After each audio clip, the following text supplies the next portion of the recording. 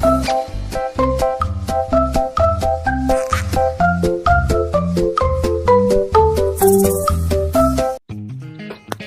chemistry student. Hari ini kita akan belajar ikatan kimia. Kita semua pasti menyadari bahwa air adalah materi yang sangat penting bagi kehidupan kita. Seperti minum, mencuci baju, dan lain sebagainya, tentunya menggunakan air. Air memiliki rumus molekul H2O dan tersusun dari unsur hidrogen dan unsur oksigen. Nah, bagaimana sih hidrogen dan oksigen berikatan? Bagaimana sih unsur-unsur dapat berikatan membentuk senyawa? Dan bagaimana pula unsur-unsur dapat membawa sifat-sifat tertentu pada senyawa yang dibentuknya? Mari kita simak penjelasan berikut. Sifat-sifat zat sebagian ditentukan oleh ikatan kimia antara atom-atom pembentuknya. Ikatan kimia adalah gaya yang mengikat atom-atom pada suatu molekul atau gabungan ion-ion pada suatu senyawa.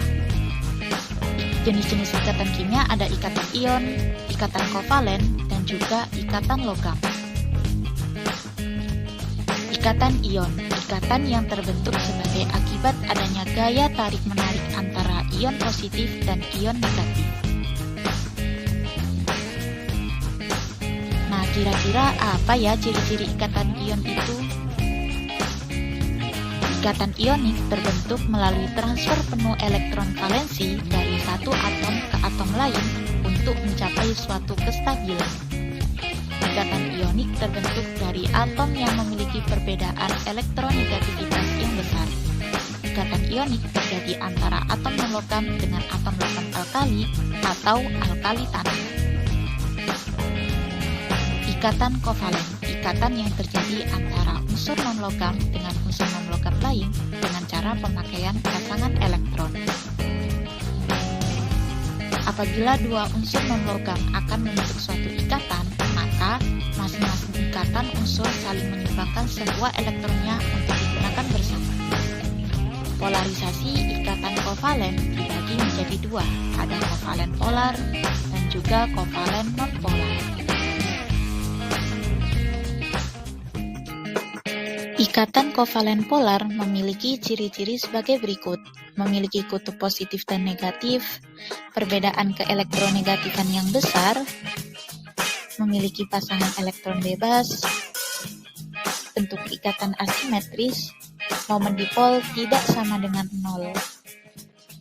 Sedangkan untuk ikatan kovalen nonpolar memiliki ciri-ciri tidak memiliki kutub, keelektronegatifan yang sama, tidak memiliki pasangan elektron bebas, bentuk ikatan simetris, momen dipol sama dengan 0.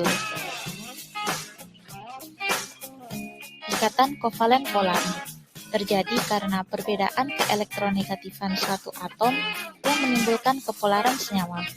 Adanya perbedaan keelektronegatifan tersebut menyebabkan pasangan elektron ikatan lebih tertarik ke salah satu unsur sehingga membentuk dipol. Ikatan kovalen nonpolar terjadi jika pasangan elektron yang dipakai bersama sama kuat ke semua atom yang berikatan. Ikatan ini terjadi dengan syarat dua atom yang berikatan mempunyai keelektronegatifan yang sama. Ikatan kovalen koordinasi. Ikatan kovalen koordinasi terjadi apabila pasangan elektron yang dipakai bersamaan berasal dari salah satu atom yang sama. Ciri-ciri ikatan kovalen koordinasi. Yang pertama adalah merupakan ikatan antara atom non-logam dengan non-logam. Yang kedua, pemakaian bersama pasangan elektron berasal dari salah satu atom saja. Yang ketiga, biasanya terjadi pada ion poliatomik. Ikatan logam. Ikatan logam merupakan jenis ikatan kimia yang melibatkan gaya tarik elektrostatik di antara elektron konduksi yang dikumpulkan di dalam suatu awan elektron atau yang disebut juga lautan elektron dan ion logam bermuatan positif. Sifat logam mengkilap, mudah dibentuk, konduktor yang baik. Lalu, apa saja sih perbedaan sifat-sifat yang mendasar dari ketiga ikatan tersebut? Nah, dari titik didihnya, senyawa ion memiliki titik leleh sangat tinggi, yaitu sekitar 800 derajat Celcius. Sedangkan untuk senyawa kovalen memiliki titik leleh lebih rendah, sekitar 200 derajat Celcius. Sedangkan untuk senyawa logam memiliki titik leleh sangat tinggi, yaitu sekitar 230 sampai 1500 derajat Celcius.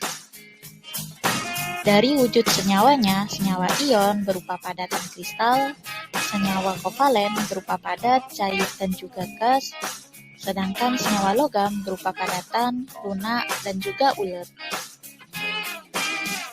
Nah, untuk kelarutannya, senyawa ion kelarutan dalam air sangat tinggi, sedangkan untuk senyawa kovalen kelarutan dalam air sangat rendah. Dan senyawa logam sebagian besar tidak larut dalam air.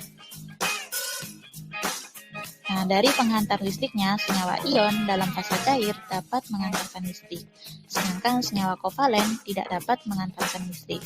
Dan untuk senyawa logam dapat mengantarkan listrik. Nah, itulah video kali ini. Semoga bermanfaat dan sampai jumpa di video berikutnya.